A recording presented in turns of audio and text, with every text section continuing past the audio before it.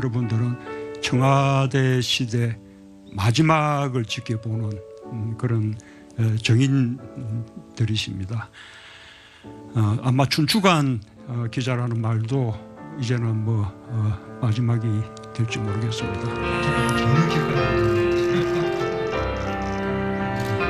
우리 기자님들과 만날 수 있는 기회, 그리고 또 소통 이런 게 이제 부족했다는 점에 대해서 미안하게 생각하고, 뭔가 이제 청산한다는 의미로 청와대 시간을 끝낸다 그러면 우리의 성취를 부인하는 것이라고 그렇게 생각합니다. 그 역할을 계속해 주시기를 바라고요. 저는 이제 곧 끝납니다만, 저는 5월 9일 18시 그냥 업무 우리 마침 퇴근 시간에 청와대에서 퇴근을 할 계획입니다. 마지막 날 밤을 청와대에서 보내지 않는 것이 전혀 불편하지 않습니다. 이호승 정책실장님 자리가 제일 조용합니다. 역시. 그런데 네, 옆에 다들 따르셨으면. 퇴임하면 제가 이제 잊혀진 삶을 살고 싶다. 그러니까 평범한 시민, 평범한 국민으로서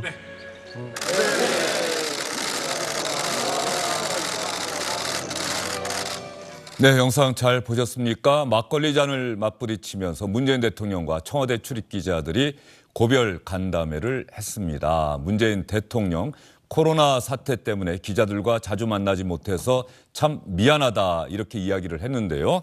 코로나 상황 때문이긴 합니다만 문재인 대통령이 청와대 출입 기자들과 만나서 질문과 대답을 주고받은 것은 2년 반 만이라고 합니다. 문재인 대통령의 기자 간담회 과연 어떤 얘기를 집중적으로 했는지, 어떤 이야기가 기사의 주요 내용으로 소화가 되고 있는지, 먼저 조금 전에 영상이 잠깐 나왔습니다만 이제 청와대는 개방되지 않습니까? 시민에게.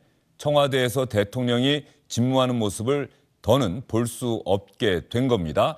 청와대 시대가 끝나는 건데 이 청와대 시대가 끝나는 것이 곧 청산으로 본다. 이건 아니다. 나는 여기에 동의할 수 없다는 취지로 문재인 대통령이 이야기를 했습니다. 혹시라도 청와대 시대를 끝내는 것이 그동안의 우리 역사 또는 청와대의 역사에 대한 어떤 부정적인 평가 때문에 뭔가 이제 청산한다는 의미로 청와대 시간을 끝낸다 그러면 저는 그것은 조금 다분히 우리 역사를 왜곡하고 좀 우리의 성취를 부인하는 것이라고 그렇게 생각합니다. 그러나 이승만 대통령으로부터 지금까지 우리 역사를 총체적으로 평가한다면 2차 세계대전 이후에 가장 성공한 나라가 대한민국이다.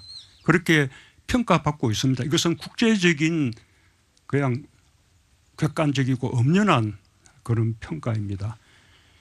지금까지 대한민국의 역사를 말하자면 뭔가 청산하고 이제 바꿔야 된다는 대상으로 여긴다면 저는 그것은 맞지 않다고 생각하고, 오히려 성공한 역사를 더 이제 축적해 나가는 그런 것이 매우 중요하다고 생각합니다. 오늘 주영진의 뉴스브리핑 정치 여담 야담은 문재인 대통령이 기자 간담회에서 또 언론 인터뷰에서 했던 이야기를 중심으로 해서 여러분께 전해드리도록 하겠습니다. 두 분과 함께합니다. 최재성 전 청와대 정무수석, 김영우 전 국회의원 나오셨습니다. 어서 오십시오. 안녕하세요. 안녕하세요. 최재성 전 수석은 문재인 대통령의 고별 기자 간담회 어떻습니까? 또 청와대에서 대통령을 보좌하기도 하셨는데 말이죠.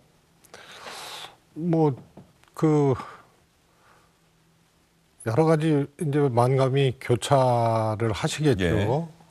그리고 사실 정권을 이양하는 이 시기에 이번처럼 또 말이 많고 그랬던 적도 없었기 때문에요.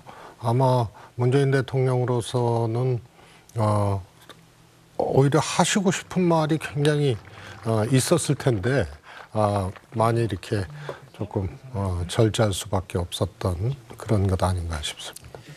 지금까지 대한민국의 역사를 말하자면 뭔가 청산하고 바꿔야 된다는 대상으로 여긴다면 저는 그것은 맞지 않다고 생각하고, 오히려 성공한 역사를 더욱 축적해 나가야 한다. 어떻게 들으셨어요?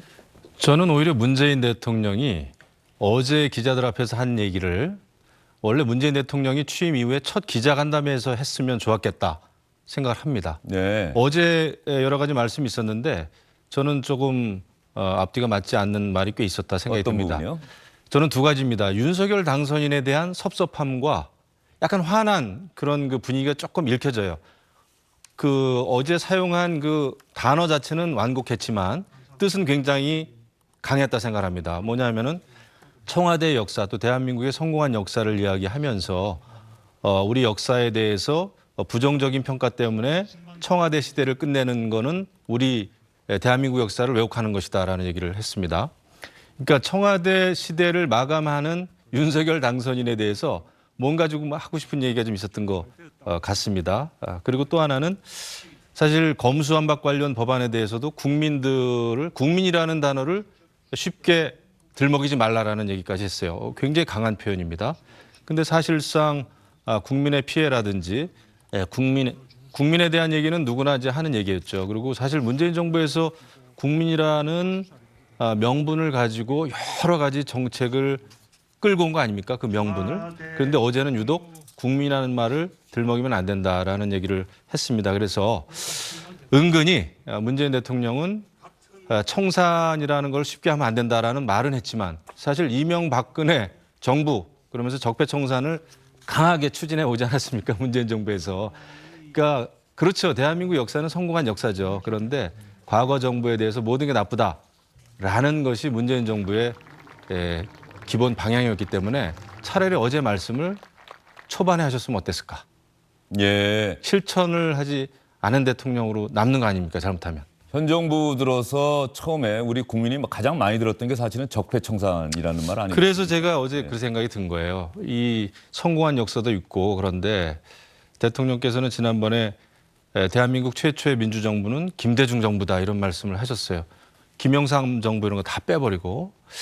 그러니까 우리 과거의 현대사, 대한민국 역사를 조금 더 긍정적으로 보셨으면 좋았겠다라는 생각을 제가 가지고 있었거든요.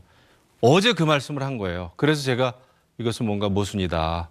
그것을 실천했더라면 더 좋았겠다 싶은 거죠. 예. 최재성 전 수석은 지금 김영우 전 의원의 말씀에 아마 반박하실 것 같은데.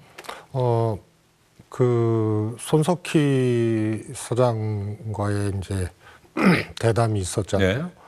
거기서 아이러니하다 윤석열 후보 당선에 대해서 물으니까 그걸 놓고 지금 뭐 국민의힘부터 당선인 대변인 해서 굉장히 이 반박하고 불쾌한 이 반응을 내놨거든요.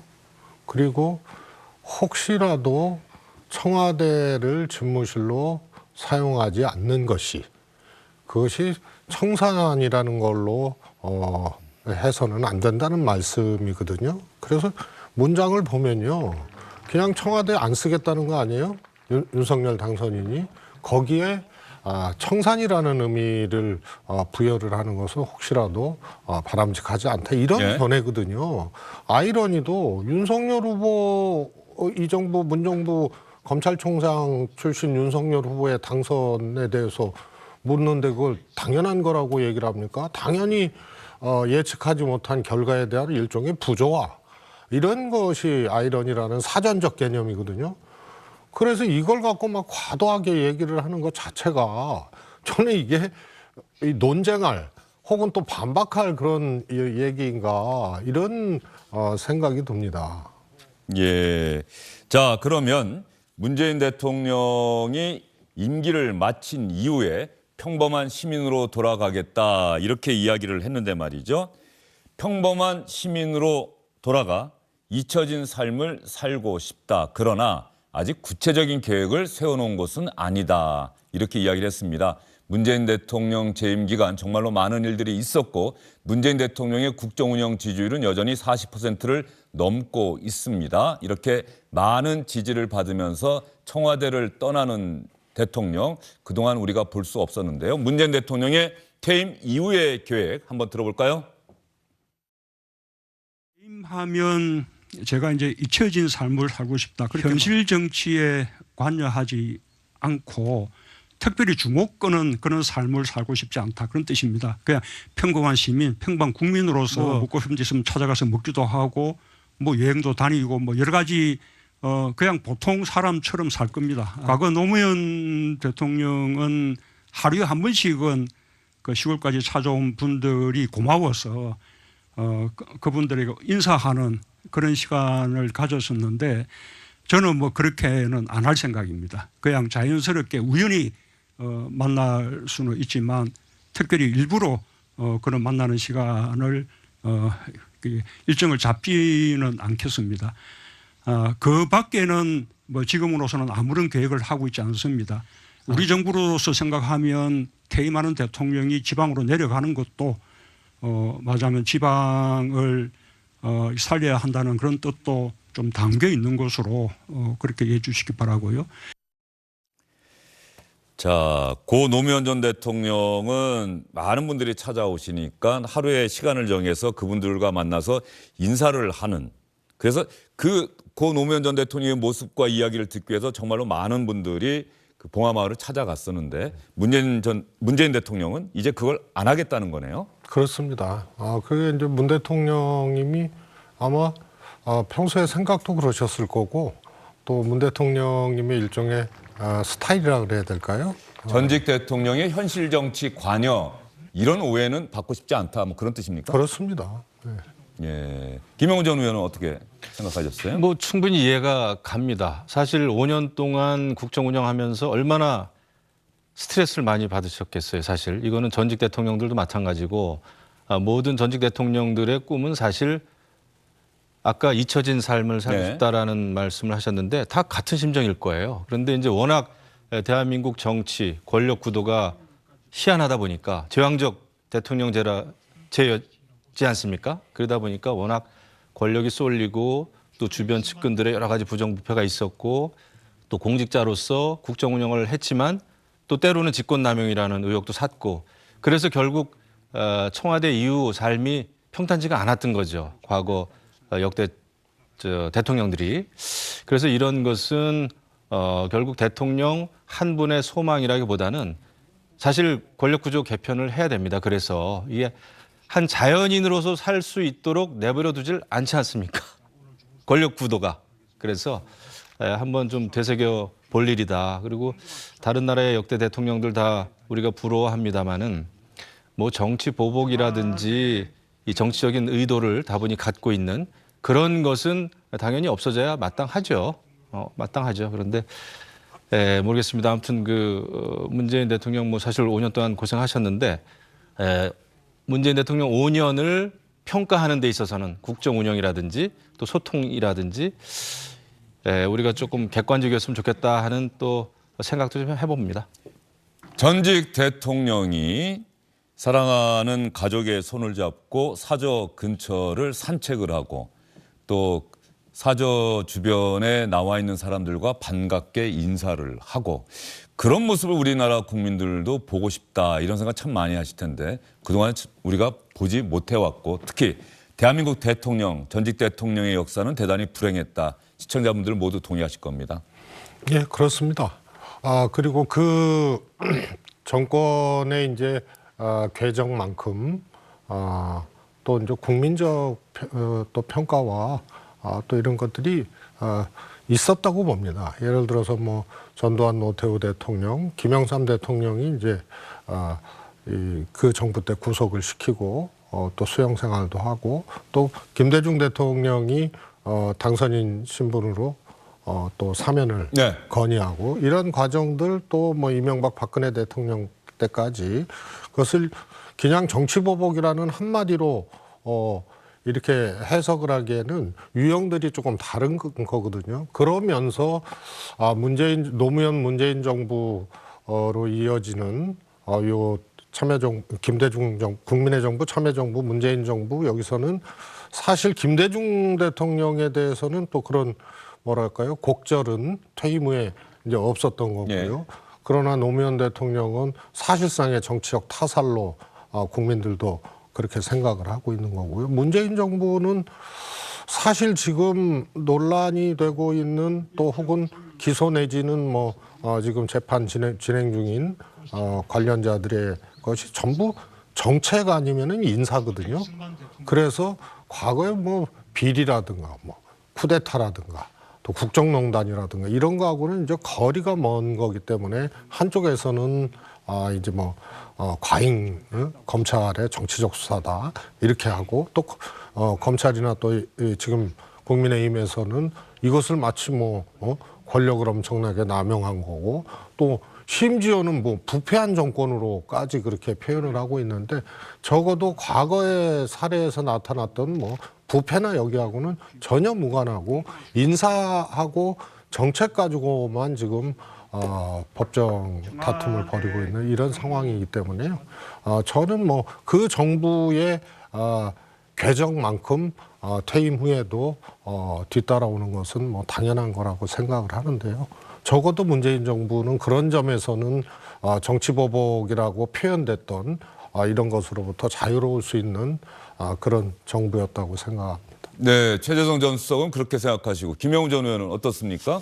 그런데 어떻게 보느냐에 따라서 너무나 큰 그 결과의 차이가 납니다. 예를 들면은 울산시장 선거에 청와대 권력이 개입했다든지 개입한 의혹이 있고 또 탈원전 때문에 엄청나게 많은 국가 에너지 정책이 변화를 겪고 그것 때문에 그 어떤 원전 생태계가 무너지고 이런 것은 그것이 권력이 작용해가지고 그런 일이 벌어졌다면은 그것은 엄청난 국력 낭비일 뿐만 아니라 심각한 권력 남용이죠.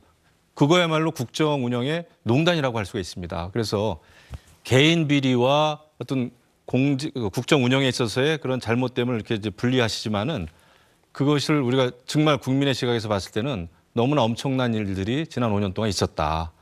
그런 건 또 제대로 밝혀지는 것이 순리다라는 생각을 하는 거죠. 이것이 국민의힘이나 보수 진영에서 문재인 정권 5년을 무조건 비판하는 것이 아니라 너무나 엄청난 일들이 5년 동안 벌어지지 않았습니까?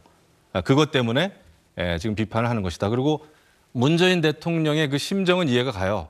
청산되고 싶지 않고 또 문재인 정부가 했던 긍정적인 면이 분명히 있을 겁니다. 하지만 성공한 대통령, 성공한 정부는 국민들이 판단하는 거 아니겠습니까? 어느 정도 지난번 대선에서 또 결과가 어느 정도 나온 것이고요. 그 점에 대해서 안타깝고 조금 성찰하는 모습이 있었으면 더 좋았겠다라는 생각을 하는 거죠. 자, 그런 면에서 말이죠. 지금 최근 국회에서 쟁점이 되고 있는 이른바 검수완박 법안. 그 검수완박 법안에 대해서 반대 의사를 밝혔던 무소속의 양양자 의원, 민주당 소속이었다가 보좌진의 비위, 성폭력 관련 문제로 탈당을 했었는데 이런 상황인데 양양자 의원이 신문 인터뷰에서 그런 이야기를 하지 않았습니까? 이거 검찰이 그대로 수사권 갖고 있게 되면 구속될 사람이 청와대 사람이 뭐 20명이나 된다. 현 정부 인사가. 그런 취지로 이야기를 해서 그게 또 하나의 논란거리가 됐었는데 이 검수완박 법안 또 양양자 의원의 그런 언론 인터뷰 그리고 지금 방금 우리가 이야기한 것처럼 과연 윤석열 정부에서는 전 정부에 대한 이른바 정치 보복 이게 참 어려운 문제예요. 비리, 위법, 불법 행위가 있었다는 사실이 확인이 되면 그런 혐의가 의혹이 제기가 된다면 이거 수사를 해야 하느냐 말아야 하느냐. 수사를 하는 것은 어쨌든 간에 잘못된 것을 바로 잡아야 한다는 취지에서 당연한 것인데 전직 정부에서 있었던 일을 수사한다면 그게 곧 정치 보복이다라고 하는 또 지적과 비판을 받을 수가 있는 상당히 복잡하고 어려운 문제예요.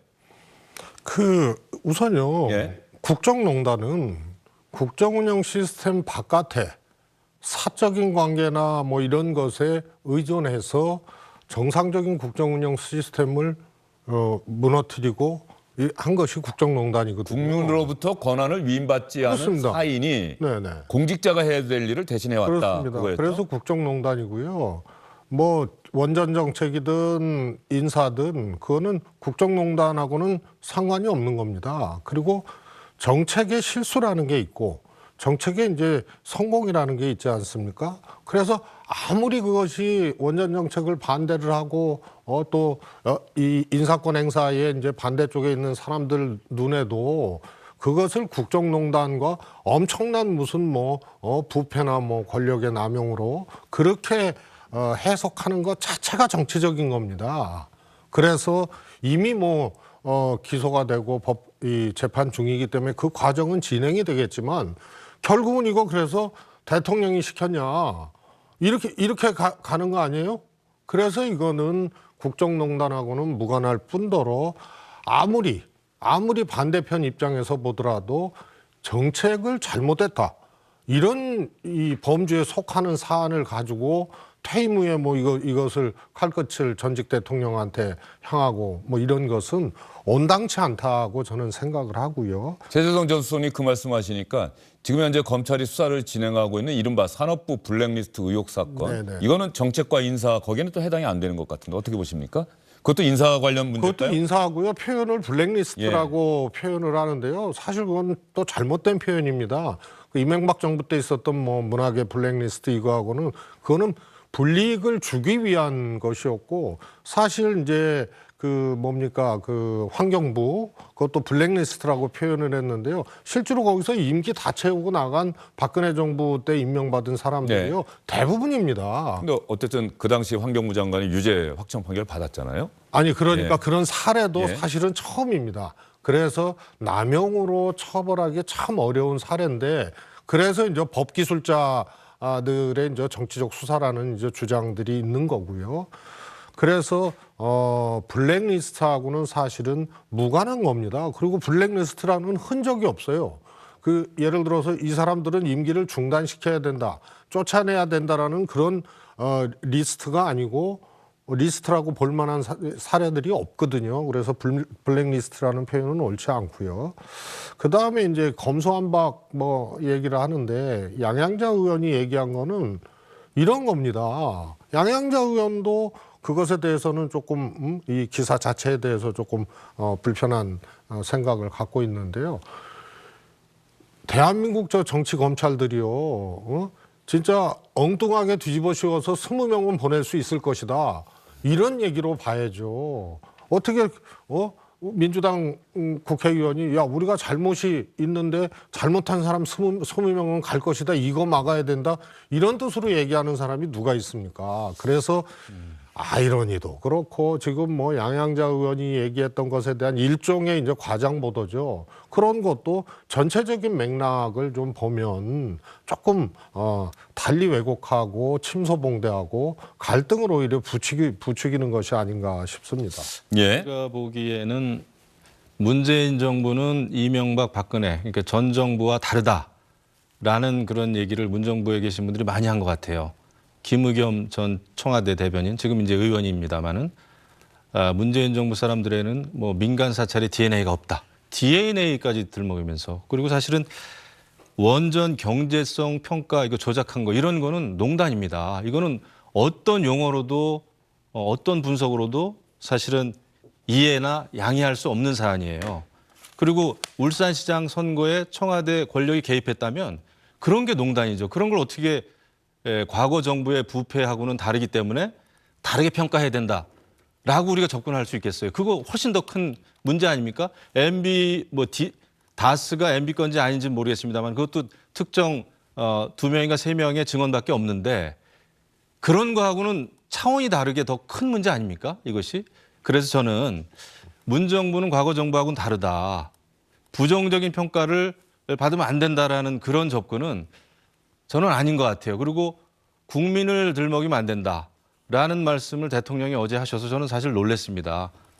역대 어느 대통령보다도 국민 이야기를 가장 많이 했는지도 모르겠어요. 제가 기억하는 한 모든 연설문에 국민이라는 말이 가장 많이 들어갔고 국민적 공감대, 국민적 기준, 이런 국민이라는 말씀을 참 많이 하셨어요. 그런데 어제 그런 말씀을 하실 수 있을까? 국민이라는 용어를 오히려 문정부가 독점할 수 있느냐 역질문을 저는 좀 하고 싶었던 거죠. 그래서 어느 정부든 과와 그다음에 또 공이 있습니다.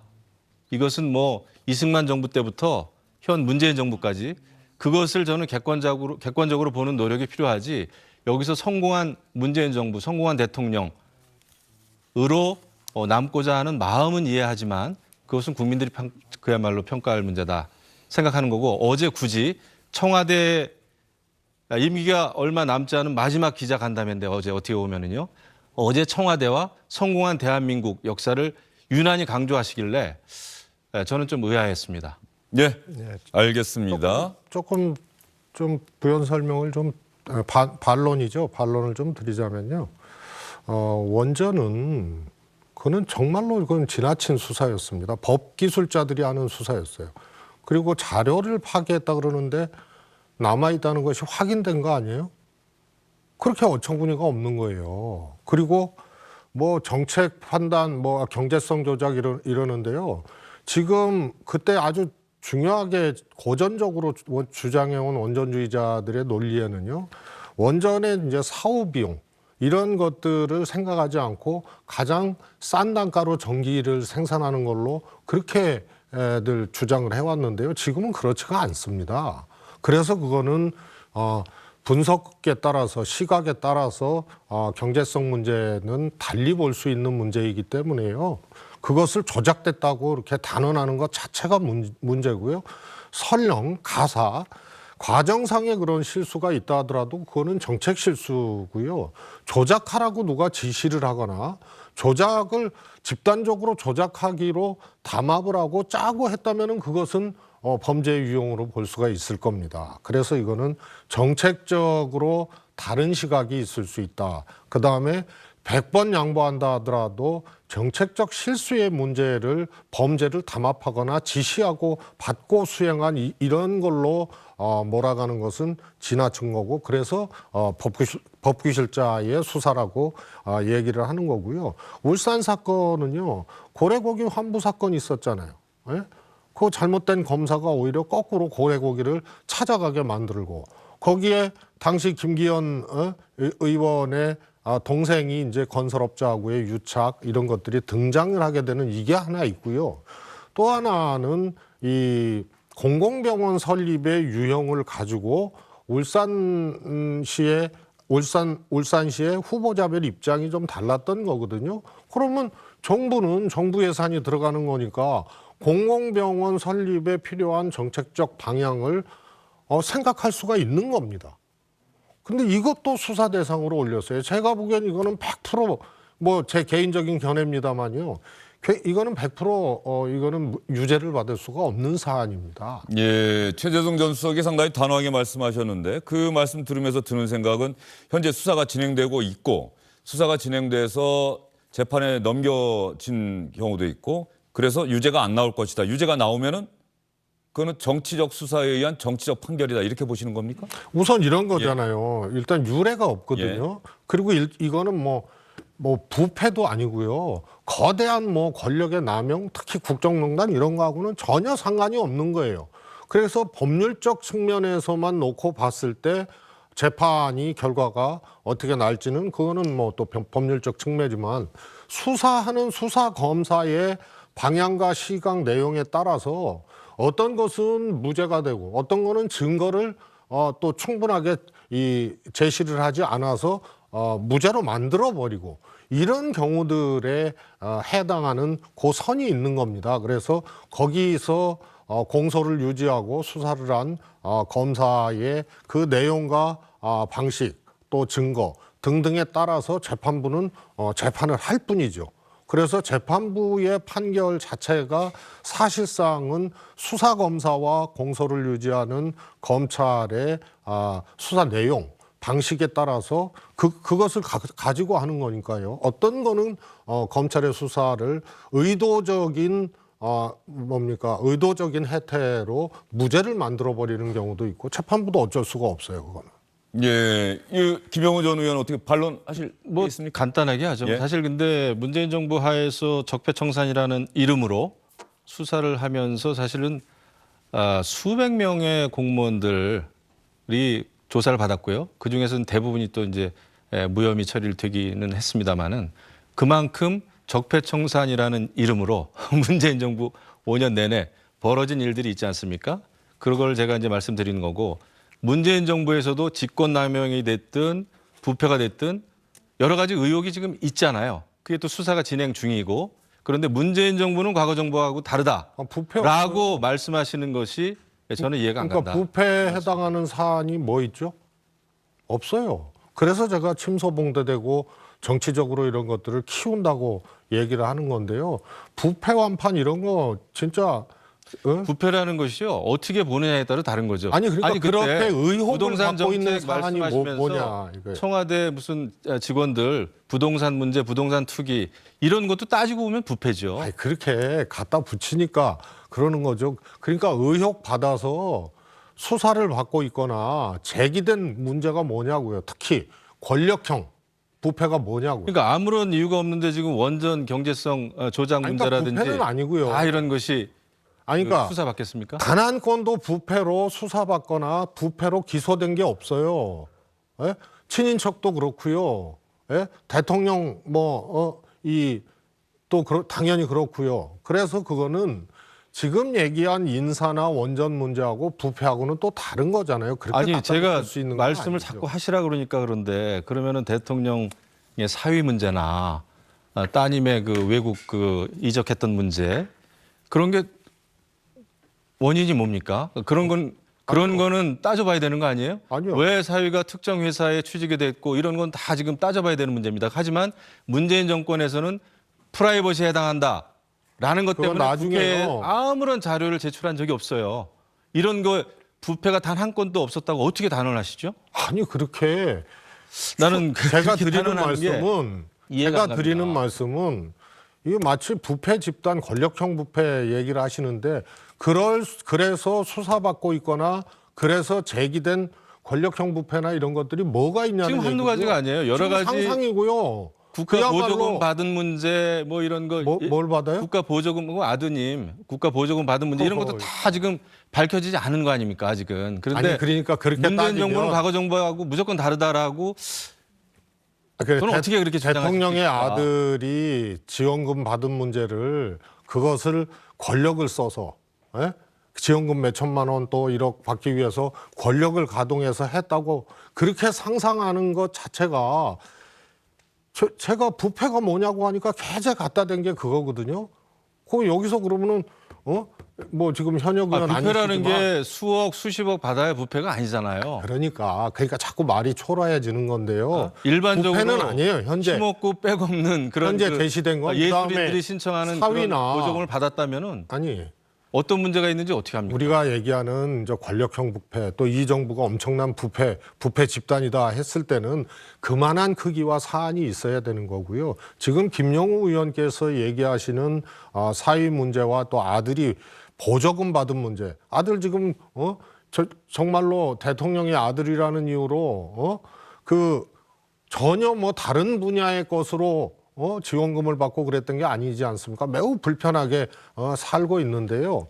이 정도의 크기를 가지고 가려지지도 않은 사안이고 대통령의 아들 문제 지원금 받은 문제가 무슨 법에 가서 재판받고 있는 것도 저는 아니고. 근데 DNA 얘기하는 정부는 처음 들어봤어요. 문재인 그게 정부의 최순실 대통령 국정농단이나 청와대 이런- 대변인이 DNA 얘기까지 했어요. 아니 그러니까 민간 사찰에 DNA가 없다. 지금 공수처에서 얼마나 많은 기자들 그 통화 조회했습니까? 아니 그러니까요. 뭐 이거 다 원전 잘못된 논쟁이나 뭐 인사 논쟁, 울산 논쟁 뭐 이런 거는 진행 중인 이제 법적인 문제니까 그거는 이제 논쟁거리로 치부할 수 있다 하더라도 부패, 특히 권력형 부패 집단, 부패 권력 이런 표현을 썼을 때는 그에 상응하는 사안들이 있어야 됩니다. 아니 그리고 대통령 문 정부가 만든 아니, 거는 요것만 화이트 리스트고 얘기할게요. 과거 정부가 만든 건 블랙 리스트고 아니죠. 전혀 다른 이름까지도 겁니다. 완전히 지금 아니, 자, 바꿈이 그러면 됐어요. 자 네. 여기까지 듣겠습니다. 안녕하십니까, 주영진입니다. 더 많은 뉴스와 라이브 이벤트를 보고 싶으시다면 화면 오른쪽을 눌러서 구독해 주시기 바랍니다. 저희 SBS 앱을 다운로드 받으시면 뉴스